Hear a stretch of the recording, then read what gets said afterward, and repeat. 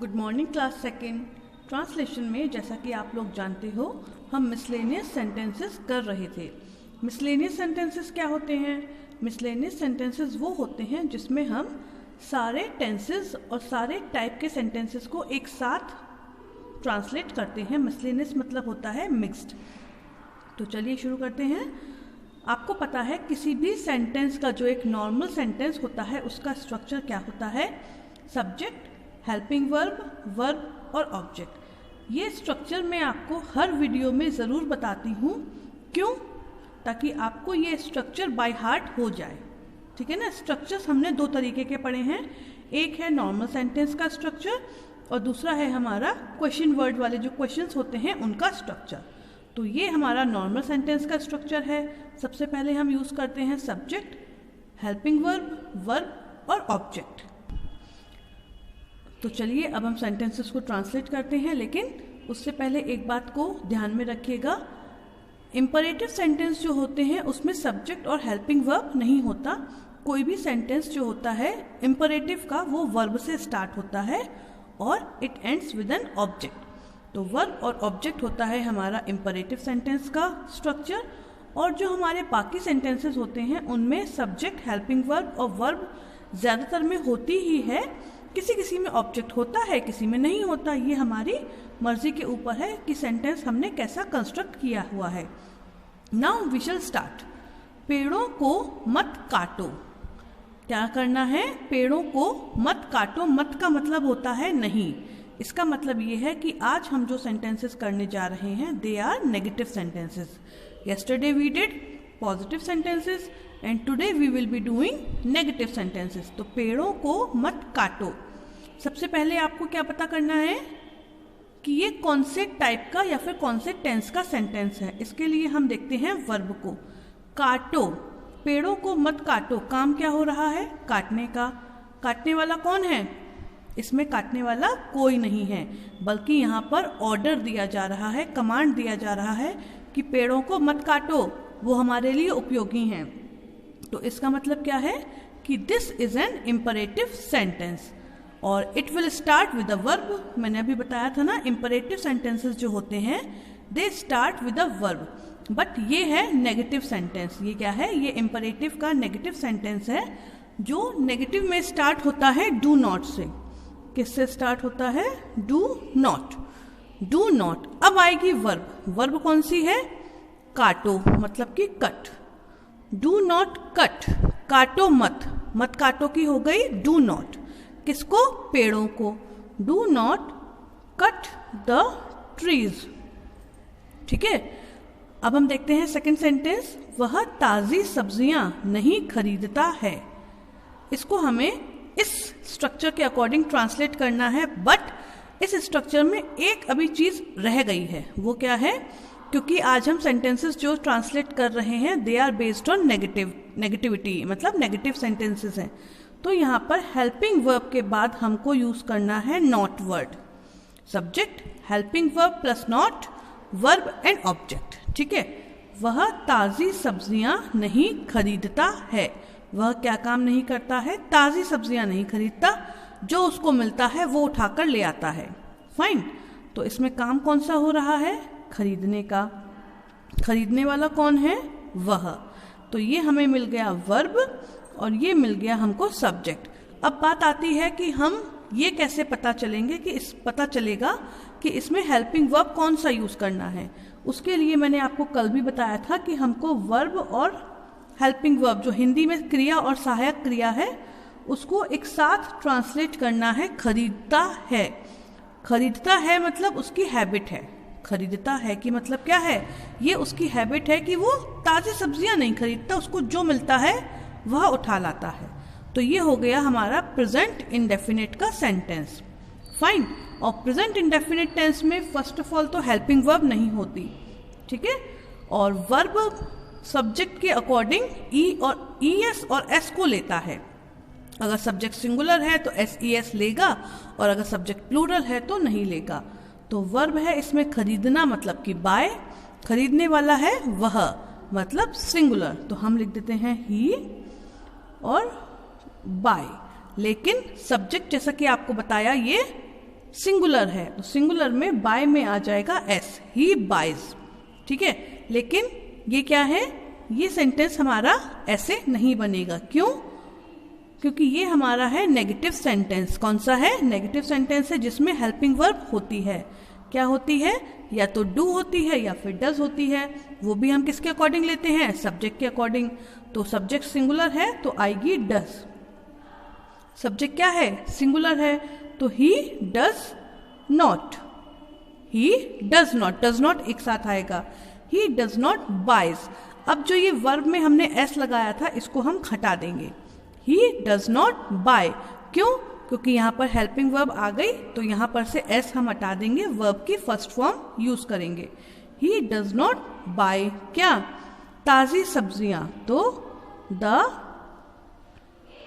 Fresh vegetables, he does not by the fresh vegetables. ठीक है, ये हो गया हमारा सेंटेंस। अब हम देखते हैं अगले सेंटेंसेस को। मैं कल अपना काम नहीं शुरू करूंगा। मैंने लिखा है मैं कल अपना काम नहीं शुरू करूंगा, या हम ये भी लिख सकते हैं मैं अब कल अपना काम शुरू नहीं करूंगा। दोनों ही सही हैं। तो इसमें काम कौन सा हो रहा है? इसमें काम हो रहा है शुरू करने का। ठीक है, और इसके साथ जो सहायक क्रिया लगी है शुरू करूंगा, तो करूंगा मतलब ग से ही हमें पता चल जाता है कि ये फ्यूचर टेंस में है, क्योंकि भविष्य काल में अगर हिंदी में हम सेंटेंसेस को देखते हैं तो वह गा गी गे के अकॉर्डिंग ही देखा जाता है। तो शुरू करूंगा ये हो गया फ्यूचर इंडेफिनिट का टेंस, और करने वाला कौन है? मैं।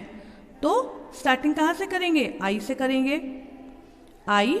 और आपको पता है फ्यूचर टेंस में हम दो हेल्पिंग वर्ब यूज करते हैं, shall and will. Shall is used with I and we, and will is used with the remaining subjects. तो यहाँ पर हम शैल का यूज करेंगे, आई शैल नॉट। क्यों? क्योंकि नेगेटिव सेंटेंस है, नहीं के लिए हम नॉट का यूज करते हैं, आई शैल नॉट, मैं नहीं। शुरू करना या तो हम स्टार्ट लिख सकते हैं या फिर हम बिगिन भी लिख सकते हैं। I shall not begin, I shall not begin की क्या हो गई? मैं शुरू नहीं करूंगा। क्या? अपना काम, माई वर्क। अपने के लिए मैंने बताया था अकॉर्डिंग टू सब्जेक्ट जाते हैं। शी होता तो हर, ही होता तो हिज, दे होता तो देयर, वी होता तो आर। ठीक है ना, तो आई है तो माई लगा दिया, I shall not begin my work. कब? कल। अब ये देखना है कि कल जो है, कल के लिए हम यूज करेंगे टुमारो। क्यों? क्योंकि ये फ्यूचर टेंस की बात है, मतलब कि आने वाले समय की। तो कल के लिए हम टुमारो यूज करेंगे, I shall not begin my work tomorrow. मतलब मैं कल शुरू नहीं करूंगा, मैं आज भी कर सकता हूँ, कल के बाद भी कर सकता हूँ, किसी भी समय कर सकता हूँ, ये मेरे ऊपर डिपेंड करता है। अगला सेंटेंस क्या है? अगला सेंटेंस है बीमार व्यक्ति ठंडा पानी नहीं पी रहा है। अगर कोई व्यक्ति बीमार है तो उसको ऑब्वियस है कि ठंडा पानी नहीं पीना, तो यहाँ पर यही लिखा है कि बीमार व्यक्ति ठंडा पानी नहीं पी रहा है। अब इसमें हमें क्या पता करना है? एक तो हमें पता करना है कि ये कौन से टाइप का सेंटेंस है, क्योंकि उसी के अकॉर्डिंग हमें इसमें हेल्पिंग वर्ब लगाना होगा। तो वो हम देखते हैं क्रिया और सहायक क्रिया से, जो कि सेंटेंस के लास्ट में होता है। ये आपने हिंदी ग्रामर में क्रिया वाले चैप्टर में पढ़ा था। पी रहा है, पीना मतलब होता है ड्रिंक, और पी रहा है कंटिन्यूटी बता रहा है, तो इज ड्रिंकिंग, क्योंकि प्रेजेंट टेंस है, इज ड्रिंकिंग। और पीने वाला कौन है? बीमार व्यक्ति। बीमार की होती है सिक, व्यक्ति की होती है पर्सन। तो सिक पर्सन नहीं पी रहा है, इज नॉट ड्रिंकिंग। क्या लिख देते हैं? नहीं पी रहा की इज नॉट ड्रिंकिंग। क्या? ठंडा पानी, द कोल्ड वाटर। ये हो गया हमारा सेंटेंस कंप्लीट। अगला सेंटेंस है वे गरीबों को कपड़े उपलब्ध नहीं करा रहे थे। गरीब लोग थे, वे किसी से हेल्प मांग रहे थे, बट जो जिनसे हेल्प मांगी जा रही थी वे उनको हेल्प नहीं कर रहे थे। सर्दी का मौसम है तो दे नीड क्लोथ्स, लेकिन दे डिनाइड कि हम क्लोथ्स नहीं देंगे। यहाँ पर कुछ ऐसी ही सिचुएशन को बताया गया है। क्या है सेंटेंस? वे गरीबों को कपड़े उपलब्ध नहीं करा रहे थे। अब इसमें टेंस हमें पहचानना है, तो हमारी क्रिया है उपलब्ध कराना और सहायक क्रिया है थे। तो उपलब्ध नहीं करा रहे थे होता है पास्ट टेंस का। उसके लिए हमें क्या करना है? पास्ट टेंस की हेल्पिंग वर्ब्स पता होनी चाहिए। तो थे के लिए हम यूज करते हैं या तो वॉज या वर, मतलब पास्ट टेंस में, और प्लूरल के संग हम यूज करते हैं वर। तो वर नॉट प्रोवाइडिंग, उपलब्ध कराने की होती है प्रोवाइड, और नहीं के लिए हम नॉट यूज करेंगे। तो इस पूरे फ्रेज की जो इंग्लिश ट्रांसलेट बनेगी वो क्या होगी? वर नॉट प्रोवाइडिंग। कौन? वे। वे यहाँ पर सब्जेक्ट है, तो दे वर नॉट प्रोवाइडिंग। और आपने देखा प्रोवाइड के लास्ट में ई आता है, और जब हम वर्ब के एंड में ई होता है और हमें आईएनजी फॉर्म लिखनी होती है तो उसमें से हम ई को हटाकर ही आईएनजी फॉर्म यूज करते हैं। दे वर नॉट प्रोवाइडिंग क्या? Clothes, the clothes. किसको? गरीबों को। To the poor. They were not providing the clothes to the poor. ये हो गया हमारा सेंटेंस। आगे देखते हैं अगला सेंटेंस क्या है? शिकारी आज शिकार नहीं कर सकता है। इसमें वर्ब कौन सी है? शिकार करना। और हेल्पिंग वर्ब कौन सी है? सकता है। सकता है तो बहुत इजी है, हम इसके लिए कैन यूज करेंगे। तो शिकार नहीं कर सकता है, शिकार करने की होती है हंट, नहीं के लिए नॉट, और सकने की कैन। तो कैन नॉट हंट। और करने वाला कौन है? शिकारी यानी कि हंटर। तो हम लिख देते हैं हंटर कैन नॉट हंट। और ऑब्जेक्ट है कि आज नहीं कर सकता, कैन नॉट हंट टुडे। तो ये हो गया हमारा sentence complete. The next one is हमें छत पर नहीं खेलना चाहिए। ये सेंटेंस भी बहुत सही है कि हम लोगों को छत पर नहीं खेलना चाहिए, क्योंकि हो सकता है गलती से हमारा पैर फिसल जाए एंड वी कैन फॉल। तो हमें छत पर नहीं खेलना चाहिए। इसमें काम कौन सा हो रहा है? खेलने का। और चाहिए एक मॉडल वर्ब की हिंदी है जो कि होती है शुड या मस्ट। अब ये आपको देखना है कि इसमें जो काम कहा जा रहा है वो मजबूरन हमें करना है या हमारी मर्जी है। बट मेरे हिसाब से तो ये आपकी मजबूरी है कि आपको छत पर नहीं खेलना है। ये हम ऑर्डर दे रहे हैं, आपको नहीं खेलना तो मतलब नहीं खेलना, तो ये आपको मजबूरन काम करना ही पड़ेगा। तो नहीं खेलना चाहिए कि इंग्लिश हम क्या बना देते हैं? Must not play. क्योंकि मजबूरी के लिए जब हम चाहिए को इंग्लिश में यूज करते हैं वी यूज मस्ट, और काम करने वाला कौन है? वी। तो वी मस्ट नॉट प्ले। कहाँ पर? छत पर। अब छत की इंग्लिश या तो हम रूफ लिख सकते हैं या फिर हम टेरेस भी लिख सकते हैं, दोनों ही सही है। तो ऑन द रूफ और टेरेस, ठीक है। We must not play on the roof. हम वातावरण को दूषित नहीं करेंगे। इसमें काम कौन सा हो रहा है? दूषित करने का। करने वाला कौन है? हम। अब दूषित करेंगे ये कौन सा टाइप है? तो इस गे से करेंगे से हमें पता चल रहा है कि ये फ्यूचर टेंस है और ये फ्यूचर इंडेफिनिट टेंस है। तो फ्यूचर इंडेफिनिट टेंस में हम हेल्पिंग वर्ब और वर्ब की फर्स्ट फॉर्म यूज करते हैं। तो हम क्या करेंगे? वी के साथ हम कौन सी हेल्पिंग वर्ब यूज करते हैं? Shall, not. और दूषित करने की pollute. We shall not pollute क्या? वातावरण।